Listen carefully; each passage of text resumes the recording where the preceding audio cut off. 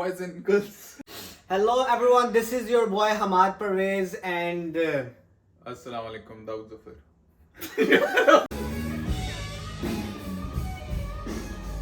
Hello everyone, this is your boy Hamad Parvez and with me I have Dawood Zafar all the way 26 number G15 Islamabad. Scene ये है कि हमने आपको पूरा guide कर दिया था, कहाँ तक किया था दाऊद भाई के एडमिशन आपका हो गया और आपको I-20 मिल गया। ठीक है, तो अभी हम आपको बताएंगे how to crack US visa interview. Wow क्या बात है जी, जबरदस्त। हम आपको स्टेप बाय स्टेप सारा कुछ बताते हैं, तो आपने ये वीडियो शुरू से लेकर एंड तक देखनी है और अपने बॉय को लाइक और सब्सक्राइब भी करना मेरे चैनल को लाइक और सब्सक्राइब करना है, दोस्तों के साथ शेयर करना है और इंस्टाग्राम पे भाई को फॉलो भी करना है क्योंकि वहां पर भी अच्छी अच्छी पोस्ट आती रहती हैं। तो लेट्स स्टार्ट। दाऊद भाई I-20 के लिए रिक्वायरमेंट जो है ना थोड़ी सी रिपीट कर देते हैं बच्चों के लिए। हाँ, हमने लास्ट वीडियो में जिस तरह आपको बताया था कि एडमिशन के बाद वेरी नेक्स्ट स्टेप जो है I-20 है। तो सबसे पहले I-20 लेने के लिए लास्ट वीडियो में डिस्कस कर चुके हैं, आपको बैंक स्टेटमेंट चाहिए, एफिडेविट ऑफ सपोर्ट चाहिए और कभी कभी they require a maintenance certificate from the bank. तो ये तीन चीजें चाहिए आपको I-20 एक्वायर करने के लिए। And once you get your I-20, so I-20 के ऊपर आपकी एक सर्विस आईडी मेंशन होती है, ठीक है।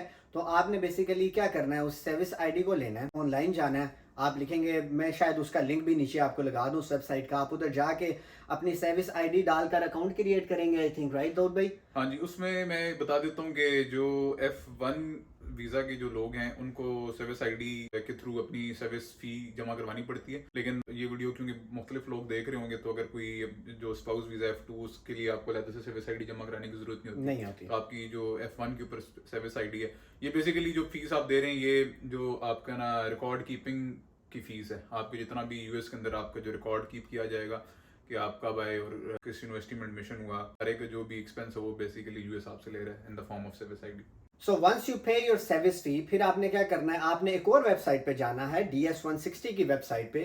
तो वहां जाते साथ ही आपने सबसे पहले अपने 2 पेज फिल कर लेने हैं, फर्स्ट 2 पेज। तो जब आप वो पेज फिल कर लेंगे तो आपको एक नंबर मिल जाएगा DS-160 का, तो उसको वहीं पे रहने दें। उसके बाद आप वो नंबर लेके US ट्रैवल डॉक्स की वेबसाइट पे जाएं और वहां पर जाकर अपना अकाउंट क्रिएट करें। पैरेलल काम करना है आपने, वहां पर जाके अकाउंट क्रिएट करके आपने फिर आपको एक चलान फॉर्म जनरेट होगा, आपने फी अपनी वो जमा करवा देनी है, विच इज अराउंड $180 और समथिंग लाइक दैट, राइट? तो पहले आपने सर्विस फी जमा कराई होगी विच इज अराउंड $350 और $360 और फिर आपको ये वाली फीस जमा करानी होगी। US ट्रैवल डॉक्स को आप साइड पे रखें, आपने फीस जमा करवा दी। Now you have to go back to DS-160। मतलब it can go both ways. अगर आप DS-160 कंप्लीटली पूरा फिल करना चाह रहे हैं तो आप ये भी कर सकते हैं कि आप पहले DS-160 पूरा फिल कर लें। लेकिन क्योंकि DS-160 बहुत ही एक लेंथी फॉर्म है, it is around like 15 to 18 pages का फॉर्म होता है, उसमें शुरू से लेके आखिर तक आपकी सारी डिटेल्स बताई जाती हैं। अगर आपको लगता है कि आप लेट हो रहे हैं, आप पहले 2 पेजेस खाली उसके फिल कर लें और सिर्फ आपको वो नंबर चाहिए, आपको अलॉट हो चुके हैं और 1 महीने के लिए सेव रहेगा DS-160 का नंबर। आप वो नंबर लेके US ट्रैवल डॉक्स की वेबसाइट पे जाएंगे, वहाँ पे अपना अकाउंट क्रिएट करेंगे। जैसे कि माद ने बताया, आपकी फीस जनरेट होगी, फीस ABL के किसी भी ब्रांच में आप जमा करवा सकते हैं। जैसी आपकी फीस जमा हो, फिर MRV रिसिप्ट का नंबर मांगते हैं वो। तो जब मैं भी कह रहा था, मुझे समझ नहीं आ रही थी कि MRV रिसिप्ट नंबर होता है क्या। तो वो बेसिकली मैं लोगों को बता दूंगा, आपका CNIC होता है, वो आप जाके CNIC डालते हैं तो with in like 24 to 48 hours आपका स्केड्यूल सामने खुल जाता है US ट्रैवल डॉक्स की ही वेबसाइट के ऊपर। तो सारी चीजें होगी, सर्विस फी पे होगी, उसके बाद DS-160 भी फिल हो गया, आपकी फी भी जमा होगी और उसके बाद आपको 24 to 48 आवर्स के बाद आपको अपॉइंटमेंट्स भी नजर आना शुरू हो जाती हैं। आप अपॉइंटमेंट स्केड्यूल कर लो, अपॉइंटमेंट स्केड्यूल होगी। अभी आता है जी असल पार्ट, अभी तो आएगा ना असल मजा। फिर आप जाएंगे अल्लाह और अल्लाह के रसूल का नाम लेके सीधे US एम्बेसी, वहां पर असल गेम चलनी है, ठीक है, क्योंकि वहीं पे आपका फ्यूचर का भी फैसला होगा, US से रिलेटेड फ्यूचर का, अल्लाह माफ करे दूसरे फ्यूचर का नहीं। वहां पर ही आपका फैसला होगा कि आपने US जाना है या नहीं जाना। तो आप जैसे ही वीजा इंटरव्यू के लिए इस्लामाबाद या कराची एम्बेसी पहुंचते हैं तो फिर आपसे वीजा इंटरव्यूअर जो आपसे क्वेश्चन करेगा, फिर अभी हम असल मुद्दे पे आते हैं, तो वो फिर क्वेश्चन आपसे डिस्कस करते हैं। दाऊद भाई, सबसे पहला क्वेश्चन यूजुअली वो क्या करते हैं और आपसे उन्होंने क्या किया था और उसका बेस्ट आंसर क्या होगा? उनके शुरू के जो 2-3 सवाल होते हैं वो बहुत ही बेसिक सवाल होते हैं। वो सबसे पूछते हैं, वो सिर्फ इन्फॉर्मेशन बेस्ड होते हैं कि why are you going to the US, मतलब आप US जा क्यों रहे हैं। बड़ा सिंपल सवाल है, आप इसका सीधा सीधा जवाब दें। आप सिंपली बताएं, मैं एकेडमिक पर्पसेस की वजह से जा रहा हूँ। जो B1 B2 अप्लाई कर रहे होते हैं वो विजिट वीजा पे जा रहे होते हैं। तो आप हम क्योंकि F1 के हिसाब से बात कर रहे हैं तो आप सिंपल बताएंगे कि मैं स्टडी वीज़ा पे जा रहा हूँ या एकेडमिक पर्पसेस की वजह से जा रहा हूँ। और यहाँ पर मैं एक चीज़ ऐड करना चाहता हूँ, आपने बहुत उधर ना शोखा होना है और ना घबराना है, बिल्कुल नॉर्मल रहें और टू द पॉइंट जवाब दें, ना बहुत लंबा खींचें और Exactly. ना बहुत छोटा सा जवाब दें। उनका why you are going to the US just for study, ये भी जवाब नहीं होना चाहिए और ना पूरी तफसीलें बांधना शुरू हो जाए। बस बेसिक सा एक दो लाइंस में आपने दस्ती दस्ती जवाब देना है, ठीक है। और मोस्ट इंपॉर्टेंटली यहाँ पर ये एक चीज़ होती है, जब आप DS-160 फिल कर रहे होते हैं तो make sure you put everything right, ठीक है। आपका DS-160 बहुत मैटर करता है और मेरे हिसाब से, मेरे मतलब कि एक्सपीरियंस और नॉलेज से मुझे ये बात समझ आई है कि DS-160 की बेस पे वो, क्योंकि आपका पूरा बैकग्राउंड चेक वगैरह सब कुछ पहले कर चुके हुए होते हैं और उन्होंने डिसाइड कर लिया होता है कि आपको वीजा देंगे या नहीं देंगे। बट उसका ये मतलब नहीं है कि आप इंटरव्यू ऐसे ही कर दें, लेकिन वो एक फाइनल अप्रूवल लेना चाह रहे होते हैं इन the form of your interview. तो इंटरव्यू भी बहुत मैटर करता है, लेकिन उससे पहले जो आपने सारे डॉक्यूमेंट सबमिट करवाए होते हैं वो बहुत जरूरी होते हैं। उसमें आपने कोई गड़बड़ी नहीं करनी, कोई 2 नंबर इंफॉर्मेशन नहीं डालनी, सब कुछ जो कुछ है वो डालना है। मैंने देखा है कि जो लोग झूठी इंफॉर्मेशन डालते हैं उन्हीं का वीजा रिजेक्ट होता है। आप सब कुछ करेक्ट डालेंगे, आपकी बैंक अकाउंट सब ठीक होंगे, आपकी सारी इंफॉर्मेशन, एजुकेशनल बैकग्राउंड, आपका फैमिली बैकग्राउंड सब कुछ अच्छे से मेंशन्ड होगा, तो I am pretty sure you will get your visa to the United States of America. Second question usually they ask, very important question, which university and what program? अच्छा, अब इसमें भी नहीं, बड़ा सीधा सा सवाल है, लेकिन मजे की बात यह है कि I have heard the cases जहाँ पे लोगों को ये नहीं पता था कि वो किस यूनिवर्सिटी में जा रहे हैं। मतलब ये भी कोई बात है मानने मतलब वाली? सुनने में बड़ी अजीब सी बात है, लेकिन कई लोग या तो वो इंटरव्यू का प्रेशर होता है या कि इंटेंशंस कुछ और होती हैं, पढ़ाई करने आ नहीं रहे होते, लोगों को अपनी यूनिवर्सिटी का नाम सही से लेना नहीं आ रहा होता, वो आ रहा होता तो उनको अपने प्रोग्राम का नहीं पता होता। क्योंकि ये 2 सवाल तो वो पूछते हैं कि which university are you going to study और which program are you going to study.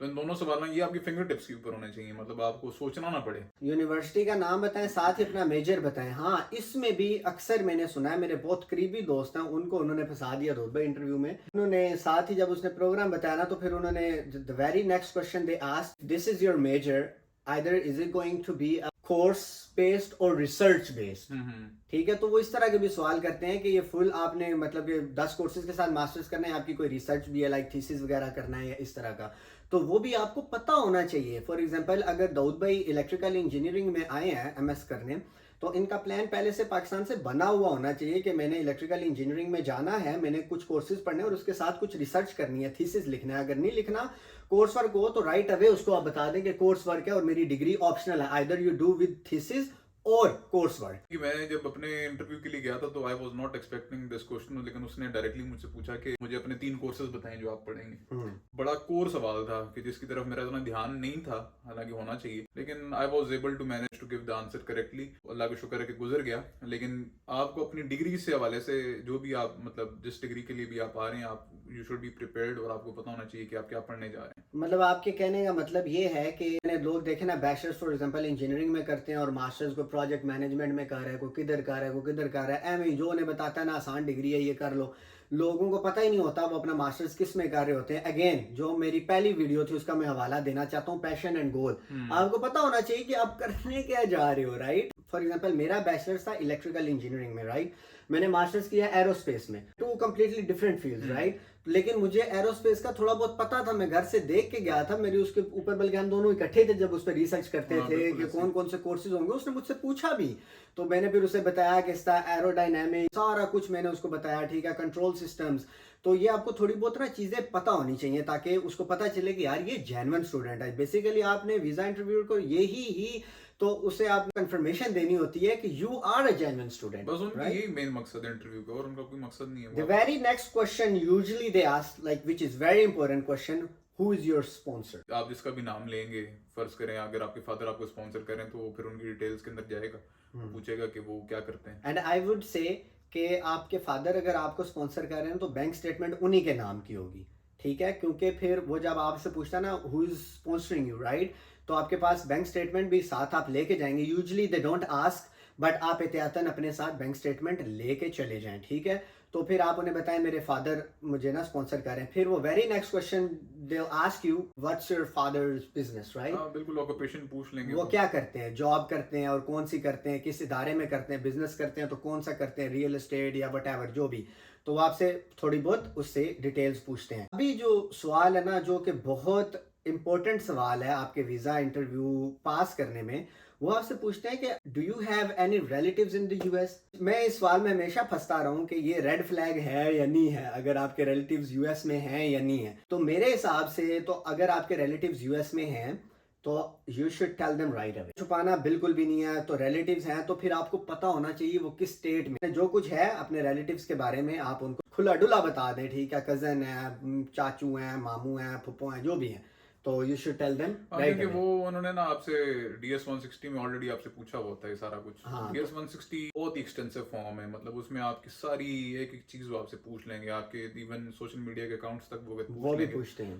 तो there have been some instances in the past कि जब लोगों के सोशल मीडिया अकाउंट्स के ऊपर कुछ ऐसी चीजें थी जिन वजह से उनकी इमिग्रेशन नहीं हो सकी। और कोशिश करें कि अपने सोशल मीडिया प्लेटफॉर्म्स पे कुछ भी ऐसा वैसा अपलोड ना करें, लाइक स्पेशली अबाउट पॉलिटिक्स। जो नेक्स्ट क्वेश्चन वो आपसे पूछते हैं ना, आपकी फैमिली इंफॉर्मेशन पूछते हैं कि आपके सिबलिंग्स कितने हैं और अगर हैं तो वो करते क्या हैं। तो बेसिक सवाल है, आपके भाई बहन जो कुछ करते हैं वो बताएं। भाई गवर्नमेंट एम्प्लॉय है, बताएं। यहाँ पर एम्प्लॉय हैं, बहन हाउस वाइफ है या छोटी हैं, स्कूल जाती हैं, बिल्कुल बताएं। कोई भी आपने झूठ नहीं बोलना और बिल्कुल कॉन्फिडेंस के साथ, बिल्कुल ना लाइट मोड में, मतलब कि ऐसे मुस्कुरा कर, ये ना हो आपकी कान पे टांग रही हूँ। तो आपने ना एक अच्छे माहौल में ना वीजा इंटरव्यूअर के साथ ना बात करनी है। इस दौरान वो बहुत सारे सवाल करते हैं, ठीक है।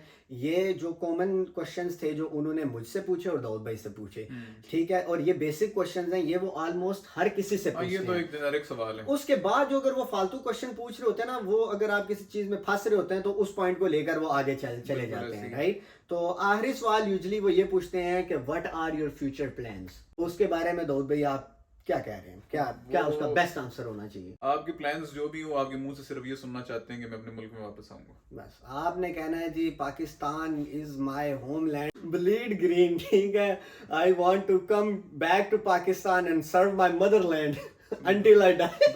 इतना भी नहीं आपने कहना, ओवर नहीं होना। अभी इसका कुछ थोड़ी सी तफसीली बयान करें ना कि यार future असल plans के में बारे ये सवाल उनका ना बड़ा ट्रिक क्वेश्चन होता है। आपको पता हो यूएस का कोई भी वीजा ना वो 5 साल का होता है, ठीक है। आपको मिनिमम वीजा वो 5 साल का देंगे, लेकिन इसका मतलब ये नहीं है कि आप 5 साल यूएस रह सकते हैं। F1 के जो एस्पिरेंट्स उनको आइडिया होगा कि आपकी 2 साल की डिग्री और 3 साल जो है बेसिकली आपको वीजा मिलता है, लेकिन उसकी बहुत सख्त शराइत हैं, वो हम इंशाल्लाह नेक्स्ट वीडियो बताएंगे। तो बेसिकली वो आपसे पूछना ये चाह रहे होते हैं कि आपके फ्यूचर प्लान्स क्या हैं, डिग्री करने के बाद क्या करेंगे। तो बहुत सारे जवाब हो सकते हैं। आप सिंपली बोलें, मैंने जिस तरह बोल दिया कि मैं पाकिस्तान में वापस आके अपनी कम्युनिटी के लिए वेलफेयर का काम करना चाहूंगा, या जो कुछ मैंने सीखा है मैं वो वापस आके यहाँ पे इम्प्लीमेंट करने की कोशिश करूंगा। इस सवाल का मकसद ये होता है कि आप वहां जाके सेटल होने की कोशिश तो नहीं कर रहे। वो तो ऑफ कोर्स कोई भी नहीं ना कहेगा कि मैं यूएस जाके सेटल होऊंगा, लेकिन आपकी बॉडी लैंग्वेज से उन्हें अंदाजा हो जाता है कि ये बंदा करना क्या चाह रहा है। अगर तो आप उधर करना शुरू कर देना तो उनको पता चल जाएगा कि भाई ये किसी और फिल्म में ही है और इसने वापस कोई नहीं आना। एक चीज आप लोग याद रखें कि वीजा इंटरव्यूअर जो भी वहां बैठा है ना, उसका कम से कम 20 से 25 साल का एक्सपीरियंस है। बिल्कुल। तो आप अगर अपने मुंह से कुछ नहीं भी बोलेंगे ना, वो आपको देख के भी बता देगा। तो हम आज इस तरह कह रहे थे ना कि आपकी बॉडी लैंग्वेज और आपका कॉन्फिडेंस मैटर करता है, तो इट डज मैटर। तो अगर आप कंपोज्ड है ना, वहाँ नर्वस नहीं हो रहे, ब्रेक डाउन नहीं कर रहे, तो हो सकता है आपकी वीजा मिलने और ना मिलने के बीच में डिफरेंस हो। आपने किसी सवाल का जवाब गलत नहीं देना, बेशक अगर आप सही नहीं भी दे सक रहे, आपने गलत जवाब नहीं देना और कॉन्फिडेंस लूज नहीं करना। और इस सवाल का जवाब जो मैंने दिया था ना दाऊद भाई, वो बड़ा जबरदस्त था, क्योंकि मैं इस पर काफी वर्किंग करके गया था। आप भी मेरे साथ ही थे जब हम इसकी तैयारी वगैरह करते होते थे।